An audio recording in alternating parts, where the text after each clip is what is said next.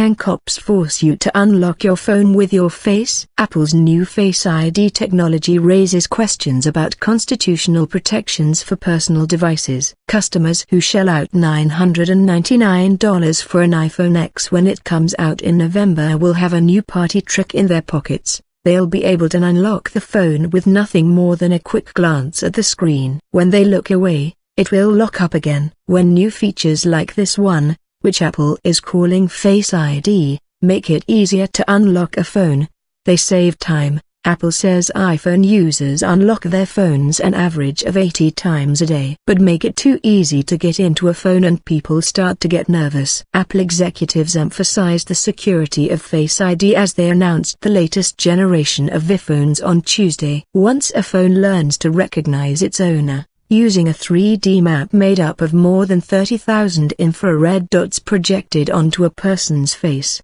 it'll only unlock itself when it senses that the owner is looking straight at the device. The map can't be fooled by photos or masks, said Phil Schiller, Apple's senior vice president for marketing, at Tuesday's event, and it's stored locally in a secure part of the device. Locking the phone just requires closing your eyes or glancing away, so waving a phone in front of its sleeping owner won't unlock it. Even if Face ID is advanced enough to keep pranksters out, many wondered Tuesday if it would actually make it easier for police to get in. Could officers force someone they've arrested to look into their phone to unlock it? That's a question with no easy answer. Technologists had a similar question a few years ago when smartphones started rolling out fingerprint readers. Could cops make someone scan their thumbprint to unlock their phone? The answer, it turned out, is maybe. In several cases since 2014, state and federal judges have signed search warrants that compelled fingerprint unlocks. The Fifth Amendment protects people from having to give up information that could incriminate them, like a password or PIN code. But a thumbprint isn't something you know, which would be protected by the Constitution. It's something you are. Like DNA or your handwriting, physical attributes are usually considered outside the boundaries of Fifth Amendment protections. Despite the judge's decisions, some legal scholars disagree with the idea that the government should be able to use a search warrant to force people to unlock phones secured with biometric authentication, which relies on physical characteristics. The fact that a physical attribute is used for unlocking a device changes how it should be treated under law. The argument goes, when you put your fingerprint on the phone, you're actually communicating something. Albert Jadari, the director of privacy at Stanford University's Center for Internet and Society, told me last year, "You're saying, 'Hi, it's me. Please open up.'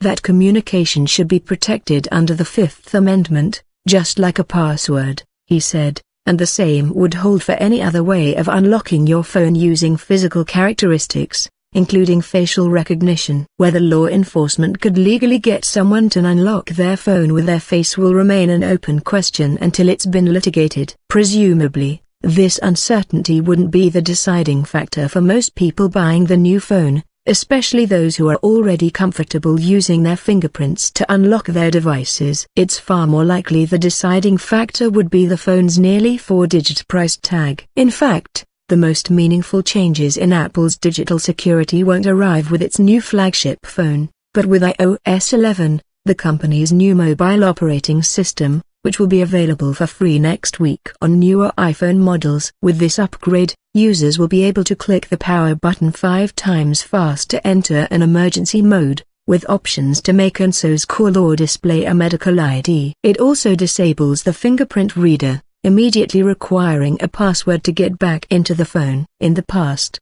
disabling Touch ID required restarting the phone, or waiting 48 hours. It's not clear yet whether emergency mode will also disable Face ID, but it seems likely that it would. And since constitutional protection for passwords is set in stone, those 5 clicks would quickly move an iPhone user out of the gray area of biometrics. A second change, which was discovered last week by Elcomsoft, a Russian cybersecurity company, adds a simple step when a person connects their device to a computer. Before, the phone only required a user to unlock it, which could be done with a fingerprint scan, and then tap Trust to establish a connection. Now, The process requires the user to enter the phone's PIN or passcode, again avoiding the legal gray area. This extra layer of protection may be especially useful at the U.S. border, writes Nicholas Weaver, a computer security researcher at the International Computer Science Institute in Berkeley,